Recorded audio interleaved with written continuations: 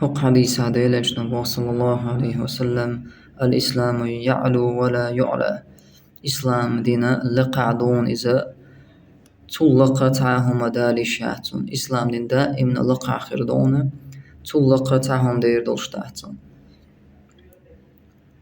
الله سبحانه وتعالى اشتاقيش آياتها بالغلا دينا إذا الله بوخ شيء على القرآن هو الذي أرسل رسوله بالهدى ودين الحق ليظهره على الدين كله ولو كره المشركون. شاوخ بو الله إلش شي إلش وغتن بالهدى بقوة نيس ناقنا قويتش دابوزيتش ودين الحق بغضوش طول دينا سانا دعقويتش بالقل ديش ليظهره على الدين كله يبغضوش طول شي دينا قيد عمل دوش طول دينا انتحا أغلو داق ولو كره المشركون مشرك ناقنا اتلا أحتان اتديزح.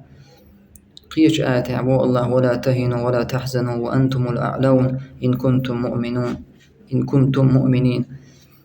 شو غيرني شو غلا ملولش شو غيرني مخلش بقول شو لقعدون بو الله شو لقعدون إن كنتم مؤمنين بقول دل ما ديزر شو إيمان دلن دل عشيت. تندل هو حديثه قويت وين إسلام دينا لقعدون إشتا بصوبنا لقعبون تيرمتك لقعيون شيكو يوج.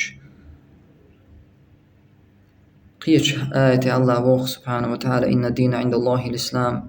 بقول الله نجرجح دينا الله قوبل دي أشتغل دينا إذا الإسلام إسلام ديني بيداتون. الله هو قوبل دي أشتغل دين إسلام دين دقز إدينا الله قدوش دول دينا شنت طول دي دوش دو وجدو أقل دوش دو شيكو يوج ولو كره المشركون مشرك ناغنا يتدي ذاتان يتلأه. والله أعلم.